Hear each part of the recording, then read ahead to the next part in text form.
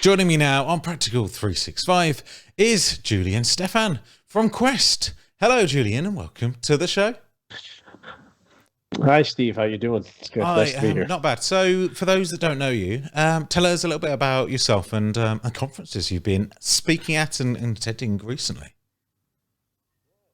Yeah, it's been a really wild September. So, and I've been in the Microsoft productivity space. I don't know, but I call it 17 years now. So, I started back in the Exchange 2000 days, so a little bit later than some of the more seasoned Exchange folks have been to the party, like yourself. Well, I wasn't. The others wasn't that far ahead. I think 5.5 was my first But yeah, implementation. 5.5 is the most common. Is the most common. There's not one much I crossover hear. really between the two because Yeah, there wasn't. Yeah, that's right. So I've been around since Exchange 2000 days. Currently, I'm at Quest in the professional services organization. I'm one of their software solution architects.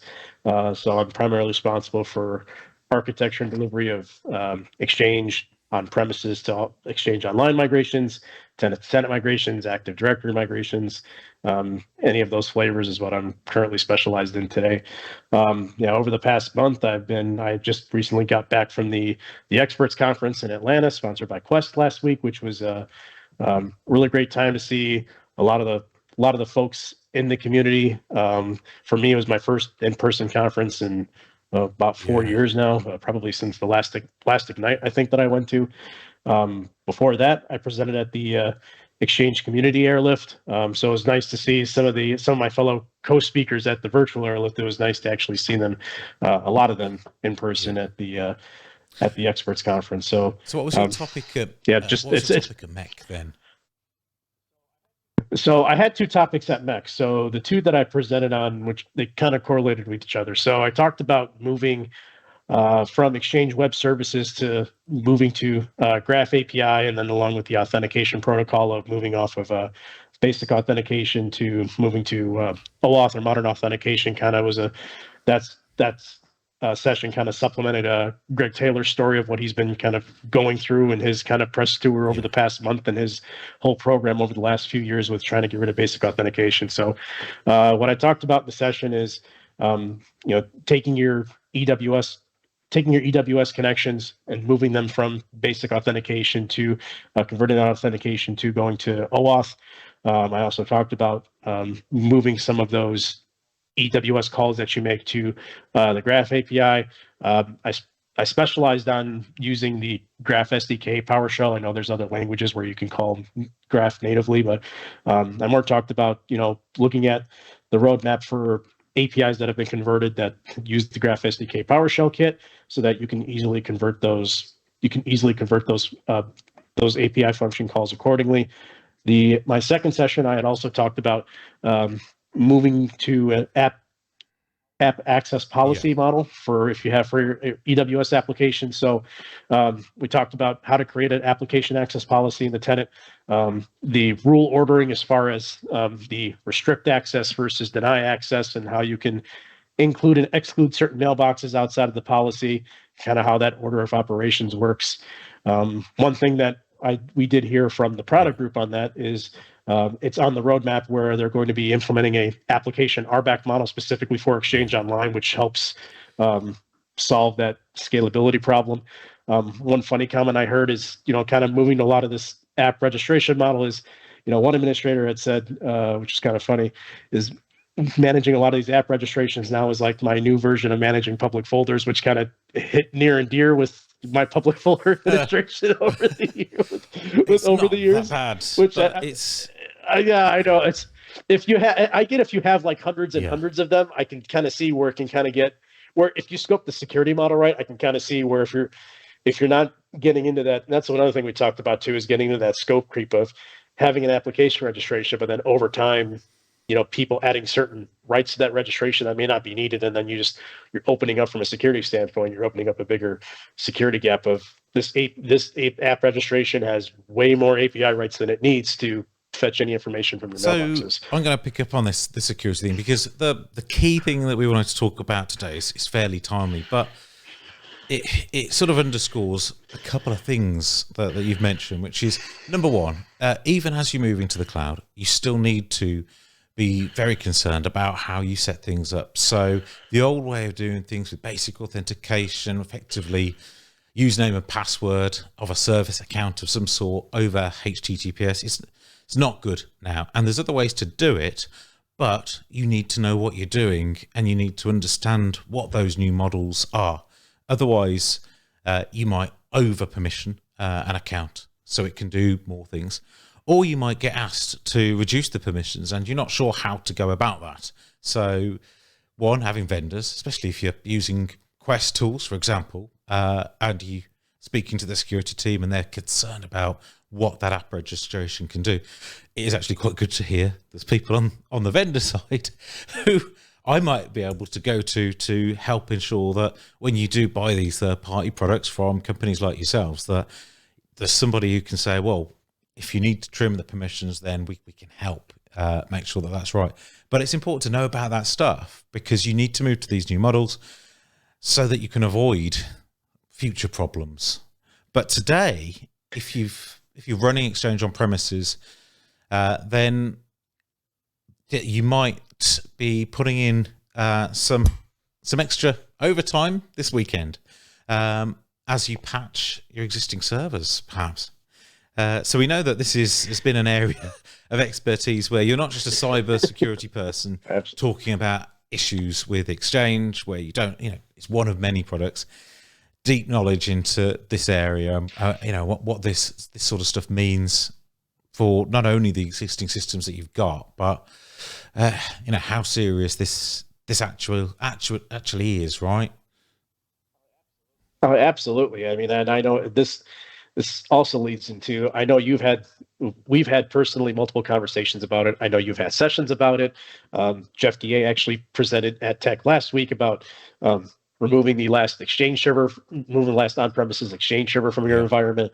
I think with this recent zero-day vulnerabilities that were detected recently as of this morning, which a lot of admins, like you said, are going to be busy this weekend trying to patch. I think it more deals into looking at that endpoint of, if you're on the journey to Exchange Online, how can you accelerate as quick as possible, moving all of your mailboxes and, going through the process to at least get to Exchange 2019 and trying to remove the last Exchange server and get to that pure Exchange Online and recipient management and model structure. We were chatting before we start recording. You've mentioned that you've got customers who they can't just do those things. The customer that you mentioned, you say you messaged a friend, ex-colleague, and said you've got a busy weekend, and large enterprises that have moved to Exchange Online, this is a problem for them as well, and it's going to be a problem for many customers, many of Microsoft's customers with 500 people, 1,000 people, where they've still got those hybrid servers, and they might need them for mail relay, or maybe they've got a couple of applications that they can't move to the cloud and move to those new models of authentication just yet. They've got to work with that vendor through that process. They're not excluded from this. They need to patch to it. It's not just the people who haven't moved to the cloud. It's almost everybody. It's really only the small businesses and those folks who've been able to move to removing the last Exchange server, which is a small number. Oh yeah, absolutely. I mean, yeah, you said it. Organizations of any size are going to be busy doing this. There's been reports out for this won't be some people thought with all the implementations Microsoft put in place that some of these things will calm down, and I think they certainly have since the last major outbreak that was reported. I think you see Microsoft taking a stance to, at least on the Exchange side, to try to protect the product as much as possible. But people are people. There's people are going to do what they want to do, right? So you have to just keep your environment up to date as much as possible. That's just the guidance that we can give for anybody is just, if you're still running Exchange on-prem, follow the guidance that Microsoft's giving. Keep your CUs up to date as much as possible.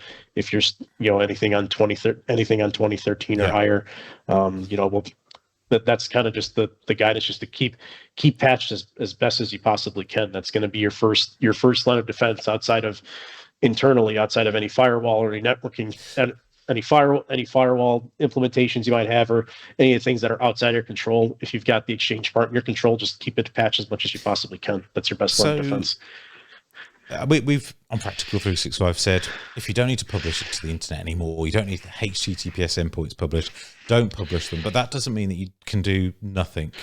So these vulnerabilities, there's two. There's CVE-2022-41040 and 41082. And one is a server-side request forgery and the other is a remote code execution. But the mitigation at the moment is not through the being patched and it automatically applying this. You've got to effectively put a patch onto IIS. You've got to make a change to IIS rules for rewrite to block the exploit until a particular patch is released. If you're doing this today, if you're listening after the 3rd of October, so Monday onwards, the situation may well have changed and there's a patch. So we'll put the links to this under the video if you've not done anything over the weekend. But as you say, keep up to date, keep patched. Don't publish things that don't need to be published. But you need to read this. You need to read the right guidance to do this. So, what's the risk of doing nothing? First of all, what's the worst that could happen? Because people will be thinking, yeah, I mean, it's late, it's Friday. Yeah. If it's too late in my day, or if I can't get a certain, and it's also end of month too. So I'm sure with especially with some large organizations with change control policies, they're gonna have to jump through a bunch of hoops to get an emergency approved, which an emergency of this size I don't think will be a problem, but that's obviously things to also worry about as well. The only mitigating factor that if you already went home for the weekend and you're thinking, right, well, is it time to raise the biggest alert ever? Then it does require authenticated access to the Exchange server. So an attacker of some sort may have access, but that could be somebody in an internal department that's not particularly happy and is working the weekend, cursing the bosses that have made them work late, and also is... also happens to have the skills to do this at the same time. So it could be somebody who already has limited access to your environment, though, that you don't know about, that has been waiting for a vulnerability to exploit.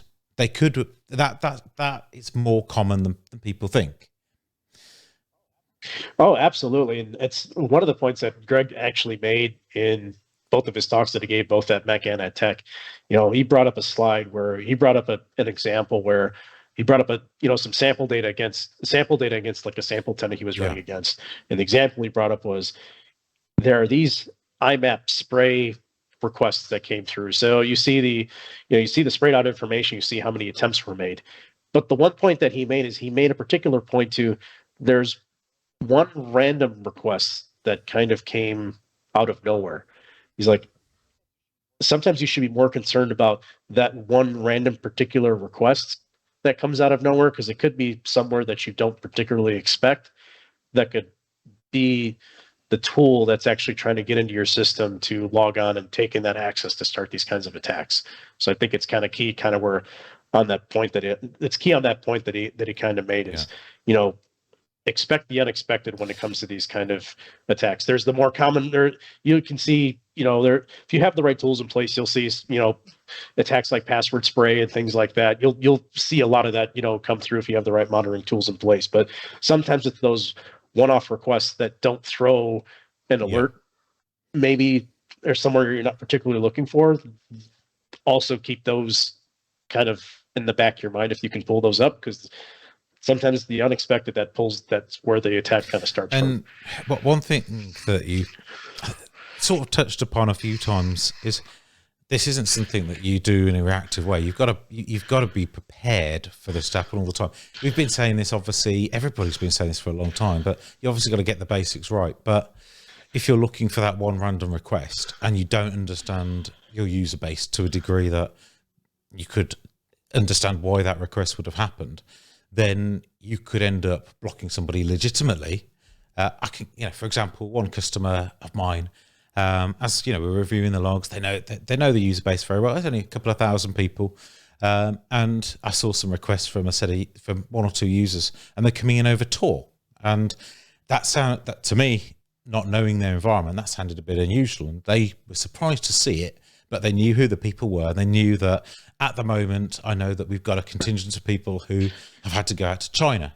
So it does make sense that this could happen. But obviously, we'll need to investigate more. If this is, if you don't understand what people in the business are doing or can't easily find that out, what do teams do? Where are they? What's their usual activity like?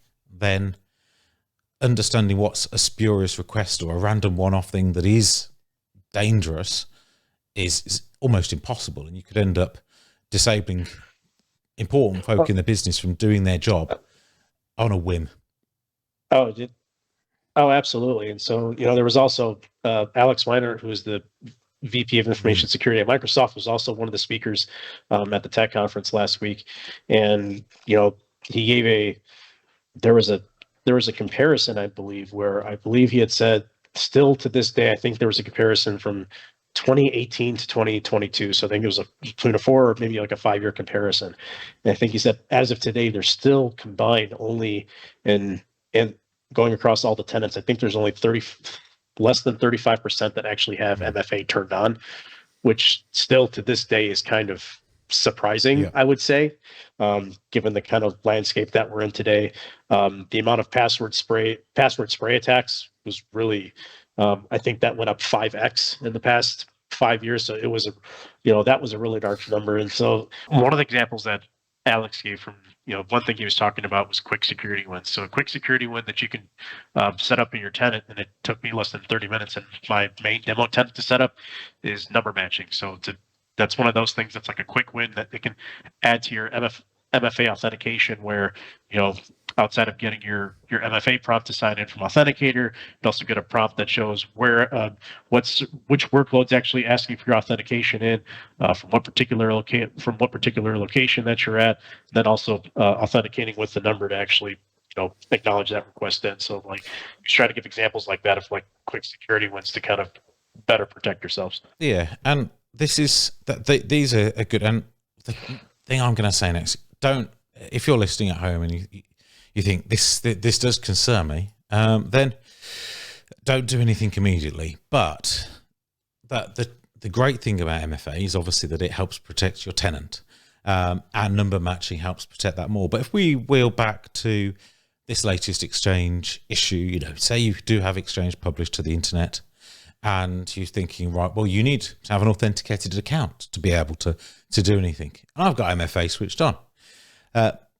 One of the most important use or business cases, effectively, or security reasons to use passwordless is, let's say you have MFA on, and somebody they put in the username, they put in the password, but they can't get any further once they've got the right password.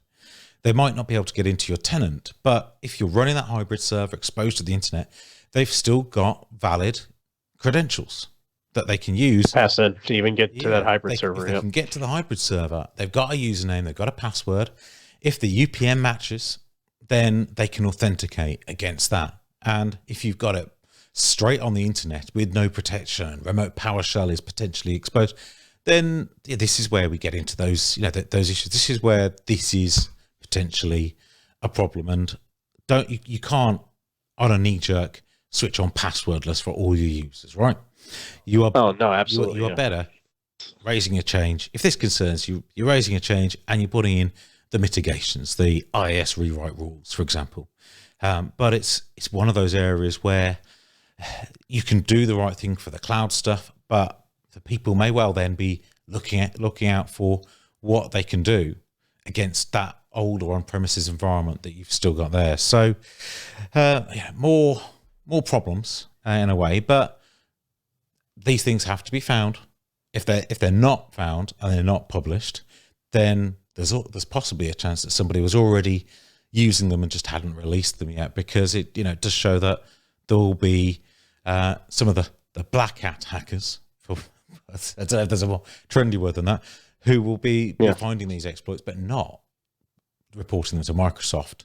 The good news is, though, these folk do get paid for finding exploits in Exchange and on other on-premises, SharePoint and so on, which does mean that I know there's been the bounty program. I think after the last big Exchange kind of vulnerability like this was found, I think Microsoft established a bounty program to include Exchange on premises, and I believe other on-premises workloads as well.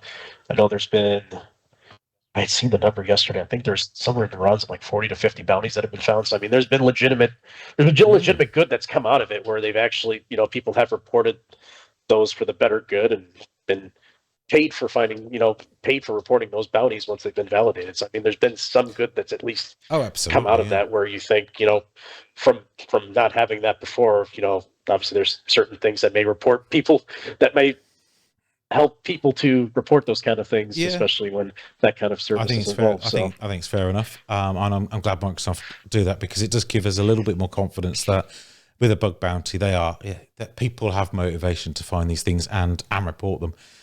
So just to wrap up, I think there's a couple of learnings then that we've got from this. Rewatch your session. So Microsoft have been putting these online, so you can watch this. Yes. So if you go on YouTube and look at the MS Exchange Space Team YouTube channel, you'll find all of these sessions have been posted from MEC. The slide decks, if the authors have published the slide decks, they'll also be available in the description of the video. My slide decks have been published along with a link to my GitHub for the demo code that I used in my app access presentation, so you can take a look at those examples there as well. So you might be moving away from basic authentication, but you need to learn about how the new ways of authenticating and restricting access work. And secondly, MFA, switch it on. And there's a few extra things that you can do to make MFA a little bit better as well. Consider passwordless in the future. But if you're running Exchange on-prem for hybrid, publishing it to the internet, or maybe even if you're running Exchange on-prem at all, then you need to consider these security bulletins and whether you need to deal with the immediate mitigations, or in early October, aka from Monday onwards, look for patches to deploy to your Exchange estate. Thank you very much for joining us, Julian. That was very interesting. A bit of wide-ranging around Exchange security, which is always a fun topic. I think it's near and dear to both of our hearts, so it's always fun when these kind of topics come up. So thank you again for having me, Steve. Thank you so much.